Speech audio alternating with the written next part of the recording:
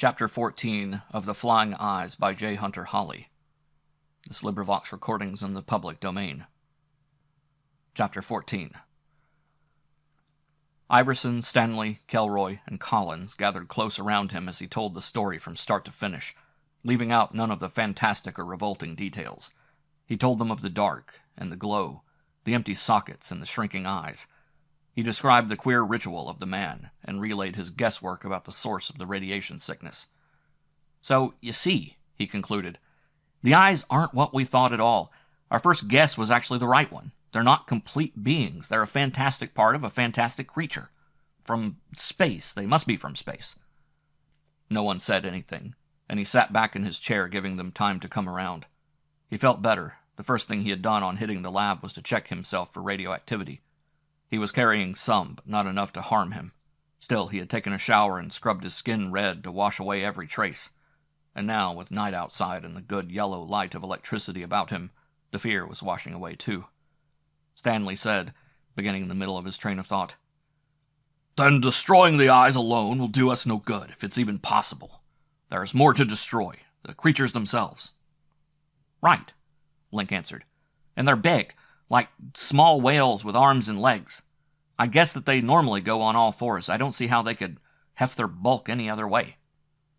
"Well," Iverson said, "I guess that settles it. I've been against it from the start, but now I can see that it's the only way." "What are you talking about?" Link asked. "Collins's plan." Iverson met his gaze. "The A-bomb. If we have to destroy those giants to get rid of the eyes, then the bomb is the only way. The poor people in there with them will just have to die too." Of course, Iverson was right. The information he had retrieved from the hole made Collins's plan more feasible. The bomb would not only destroy the eyes, it would destroy the parents of the eyes. Link searched his conscience to see if he had any compunction against this killing of the innocents, and decided that he didn't. They would die anyway, slowly and painfully. Then his mind swung to Wes, and he found the compunctions. Wes had given his life to save those people.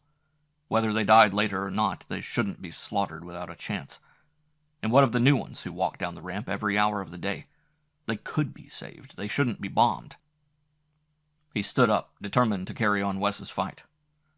"Collins's plan is no good. It never has been.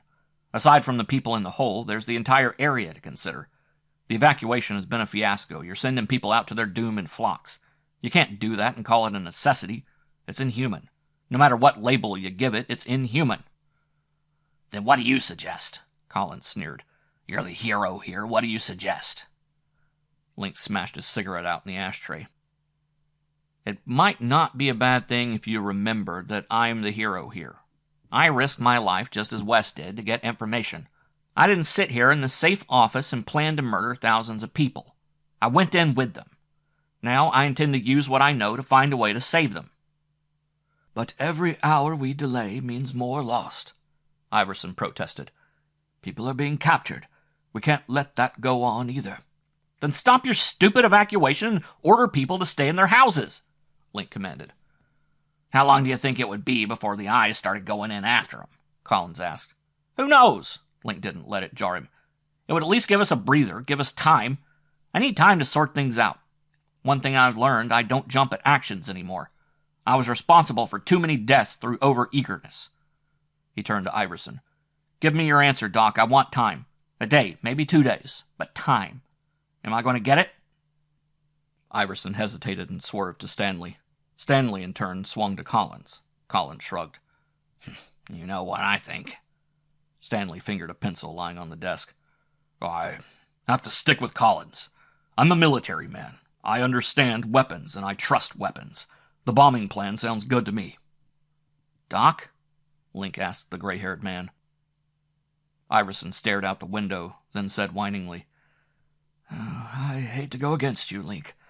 I've always known you to be capable in the past, but the situation seems to have you stumped. I can't in good conscience say, okay, take your 2 days while innocent people are constantly being captured. I have to go along with Stanley. The bomb is the best answer, and the sooner the better." "All right," Link said. "Then it's your show. I'll go home and bury my own dead. You bury yours, after you've finished killing them." He strode for the door, angry deep inside, wanting to smash the smirk off Collins' sharp face with equally sharp blows. "Hosler!" Stanley's voice was harsh with command. "The evacuation will run at least 3 more days. Isn't that good enough for you? Why do you need special privilege?" "I never asked for special privilege," Link shot back. "I only asked for lives. For time when people wouldn't be sent out to die. What's the use of my work when you guys here are undermining any good I might do?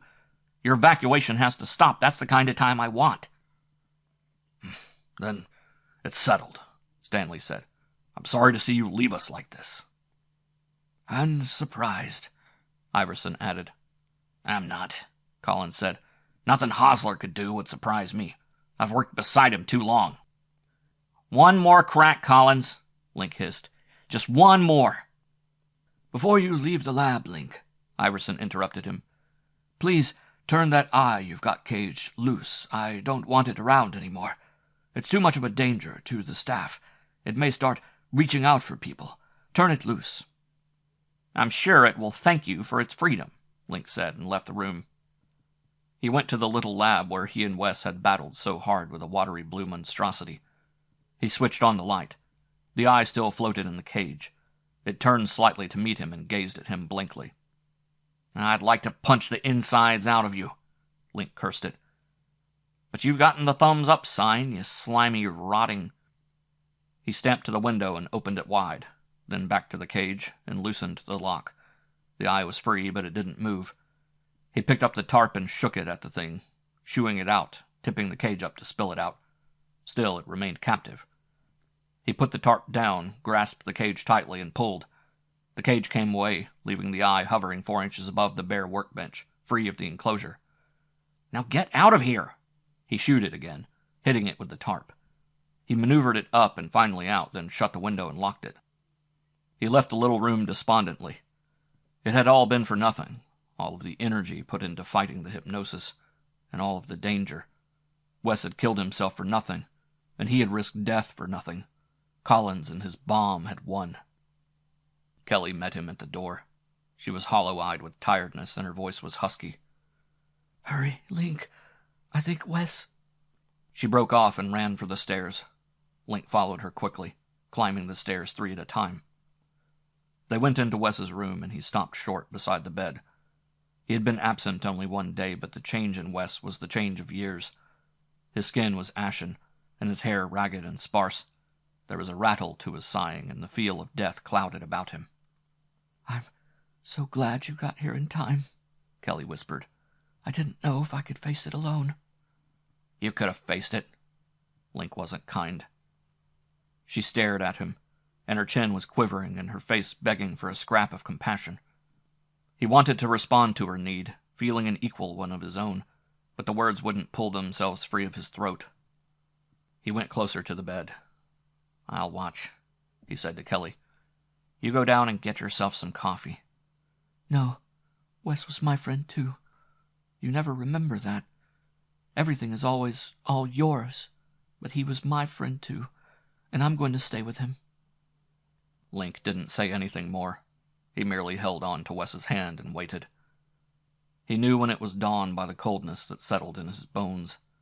Dawn was always chill and stark, dismal, before the pink of sunrise, a fearing time, a time for the evils of the world to have one last gallop before they settled back into their holes. And this dawn was more stark, more chill than usual, because with the coming of it, Wes grew cold. His gasps came less and less often. His jaw went slack, and he grew cold. Then it was done, and it wasn't hard because his brain and soul were already away, and only his body had to stop its pulsing. Link let go of his hand and closed himself inward, not daring to utter a sound.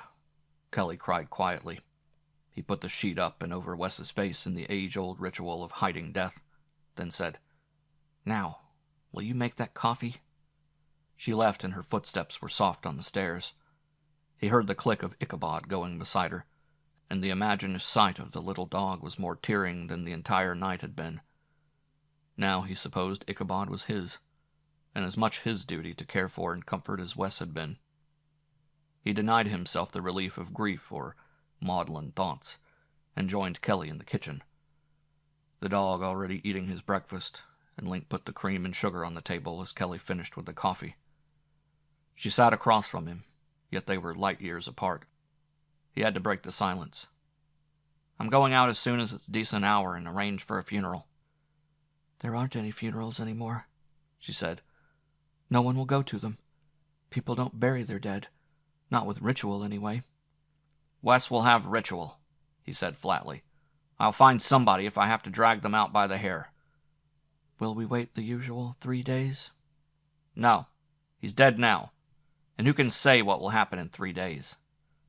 He gulped a hot bubble of coffee.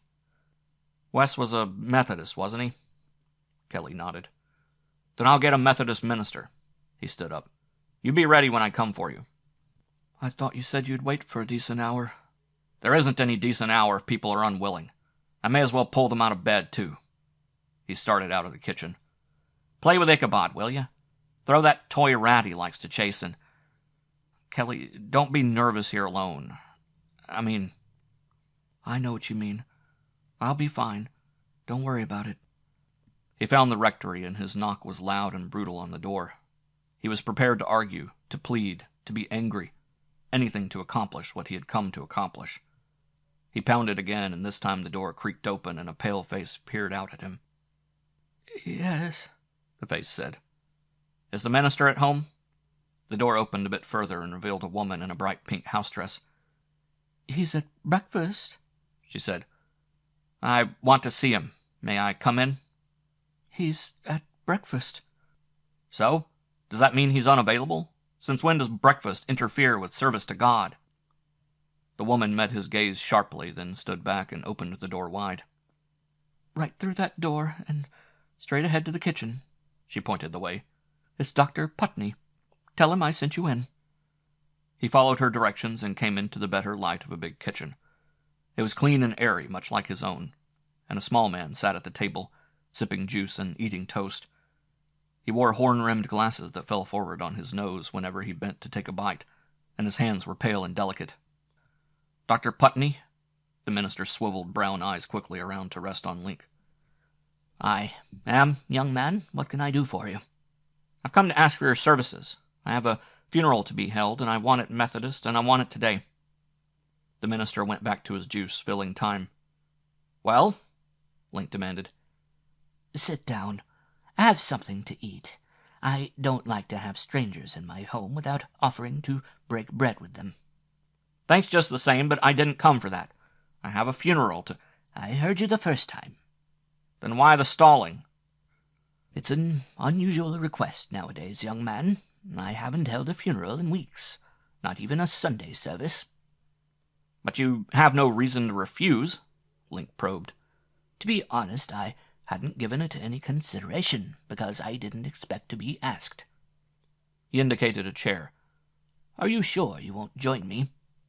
"I haven't the time. I have other arrangements to make. A cemetery lot, a man to dig, a casket. I came to you first because I thought you would naturally be the easiest to get. As I told the woman who let me in, nothing, not even the eyes, could interfere with your service to God." Dr. Putney cleared his throat and his pale face reddened. "You run right to the heart of things, don't you?" "I see no point in hiding what I mean in obscure language. You either accept me or refuse. Which is it going to be?" "What sort of service are you planning?" "I don't need anything fancy, just a graveside service." "That would entail a group of people out in the open," Putney said, and his voice suddenly trembled.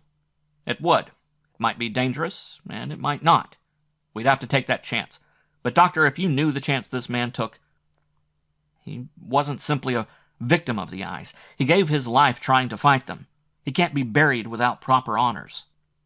"He gave his life, did you say?" Link explained the circumstances of Wes's death, and Putney listened quietly. The man's face was expressionless, giving no hint of the thoughts behind it. But when Link was through, he said, "Well, that decides it, doesn't it? If he was willing to lay down his life for his brother, I certainly can't do any less." "Then you'll come?" "Just tell me when you want me, and I'll be there." "Come with me now. Maybe I can help to keep you safe. I don't know. I'd like to try." That's a fine idea, anyway. Putney rose from the table. I can help persuade the others if you'll need to complete the service. The caretaker at Bladen Cemetery is a special friend of mine. If he hasn't been evacuated, I think I can prick his conscience enough to make him prepare the grave. Link took the little man in tow, and together they drove the deserted streets. The town was a ghost town. Many of the houses stood empty as the result of the evacuation. Others might as well have been empty, for the people inside were hiding, tight and fearful, behind their locked windows and doors. The first 3 mortuaries they visited were closed. The 4th was open, but the mortician refused to help. He wouldn't even supply a casket. The 5th mortuary harbored a man with a heart, and that part of the search was ended. The man's name was Evans, and he was oddly unafraid. He volunteered to take the casket to Link's house, prepare the body quickly, and be waiting there when they were ready. Bladen Cemetery presented no problem. Link had to stand by on guard for approaching eyes while the big husky caretaker dug in the not-yet-frozen earth, but the grave was deep and waiting when he and the minister left. Kelly was ready, her coat on, and the hearse was in the driveway.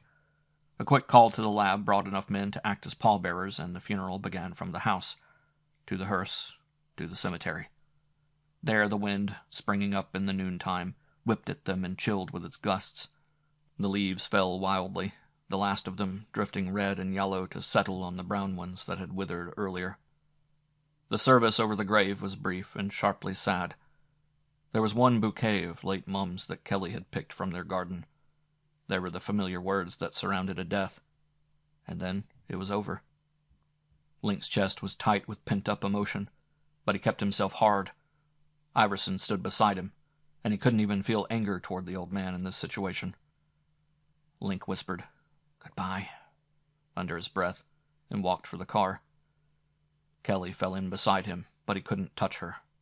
Even his own journey into the hole couldn't atone for what he had done to Wes, and this place with its tombstones and quiet made him so heavily guilty that he could barely order his feet to walk away from it. He shouldn't be there, in that casket, quiet beneath the dark earth. It was because of Kelly and his own weakness that he wasn't. End of chapter 14.